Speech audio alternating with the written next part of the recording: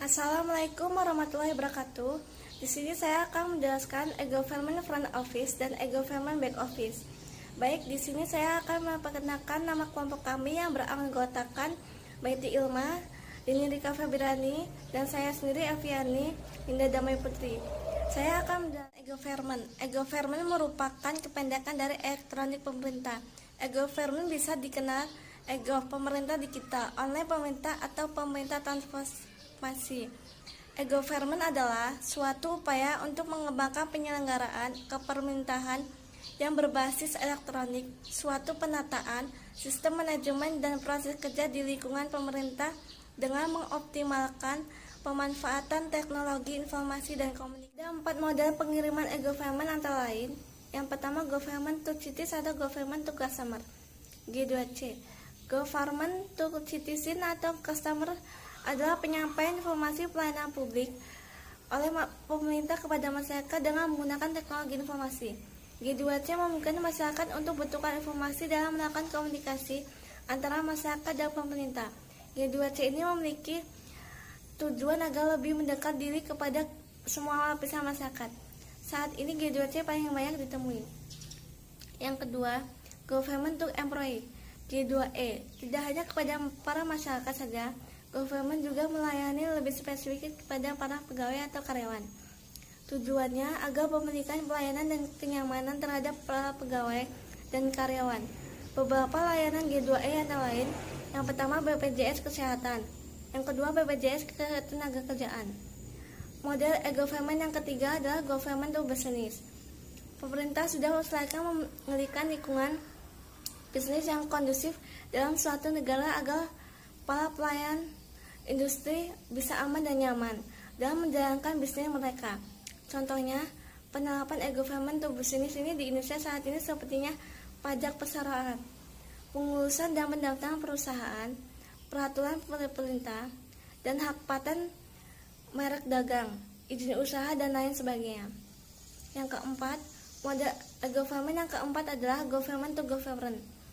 Komunikasi dan pertukaran informasi yang dilakukan antara departemen atau lembaga pemerintahan saat satu sama tujuan dari dibangunnya e-government itu adalah pembentukan jaringan dan transaksi layanan publik yang tidak dibatasi sekat waktu dan lokasi, serta dengan biaya yang terjangkau.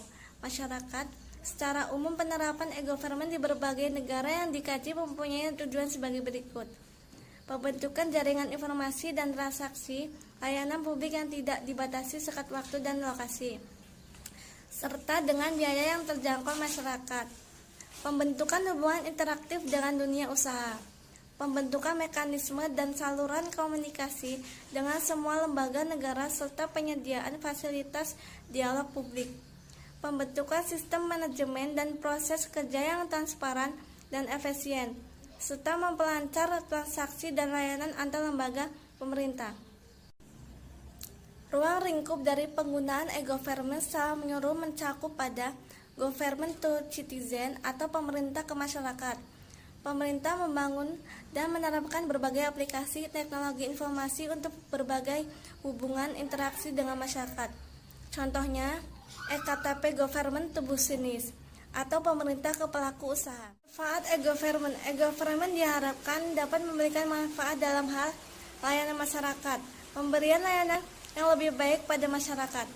Informasi dari pemerintah dapat disediakan 24 jam sehari, 7 hari dalam seminggu tanpa harus menunggu dibukanya kantor pemerintah. Yang kedua, hubungan antara pemerintah, masyarakat, dan pelaku bisnis. Terjadi peningkatan hubungan antara pemerintah dengan masyarakat dan pelaku bisnis. Yang ketiga, memperdayaan masyarakat melalui informasi. Pemberdayaan masyarakat dilaksanakan melalui informasi yang mudah diperoleh. Yang keempat, pelaksanaan pemerintah lebih efisien. Adanya e-government diharapkan pelaksanaan pemerintah akan berjalan efisien karena koordinasi pemerintah dapat dilakukan melalui pemanfaatan teknologi informasi. Mana e-government di front office dalam wujudnya, maka front office e-government merupakan situs web penyedia layanan publik yang disajikan oleh suatu lembaga pemerintah atau merupakan integrasi layanan dari sejumlah lembaga terkait. Lembaga penyelenggara layanan publik secara elektronik harus bertanggung jawab atas akurasi dan pematuhiran informasi yang diberikan. Layanan melalui portal pemerintah harus dapat diakses 24 jam, 7 hari dalam 1 minggu tanpa dibatasi oleh waktu dan tempat. Fungsi dari front office adalah: yang pertama, penyediaan serta layanan data-data dan informasi, perjanjian, pengendataan atau inventarisasi, pengolahan data, manajemen data, analisis data, pelaporan, pengambilan keputusan. Yang kedua, bagaimana e-government di back office implementation issues.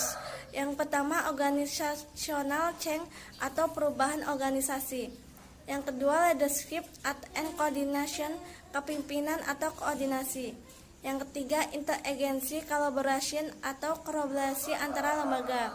Yang keempat, e-government skill atau keterampilan e-government. Yang kelima, private public partnership atau kemitraan swasta. Strategi e-government. Dalam lampiran Impres, e-government dipaparkan 6 strategi yang disusun pemerintah dalam mencapai tujuan strategis e-government, antara lain: yang pertama adalah mengembangkan sistem pelayanan yang andal, terpercaya dan serta terjangkau masyarakat luas. Yang kedua, menata sistem dan proses kerja pemerintah dan pemerintahan dalam otonom secara holistik. Yang ketiga, memanfaatkan teknologi informasi secara optimal. Yang keempat, meningkatkan peran serta dunia usaha dan mengembangkan industri telekomunikasi dan teknologi informasi. Yang kelima, mengembangkan kapasitas sumber daya manusia, baik pada pemerintah maupun pemerintah daerah otonom serta dengan meningkatkan literasi masyarakat. Yang keenam, melaksanakan pengembangan secara sistematik melalui tahapan yang realistik dan terukur dalam pengembangan e-government.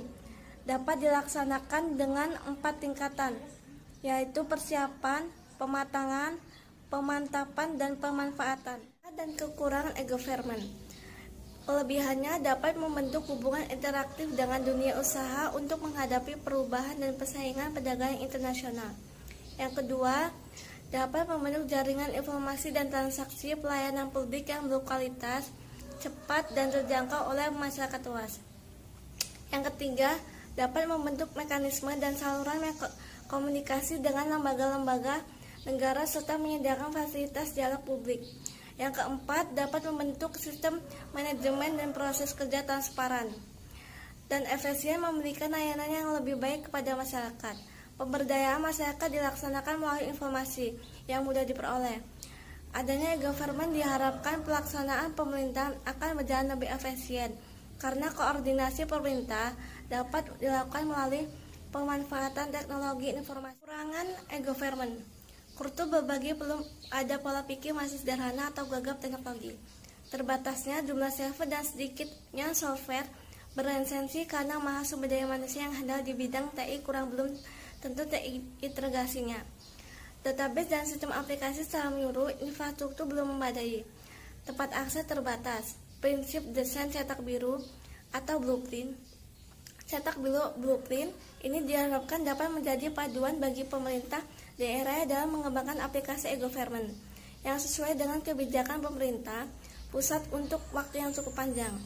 Untuk itu, cetak biru atau blueprint ini didesain dengan prinsip keseimbangan antara flexibility dan standardization.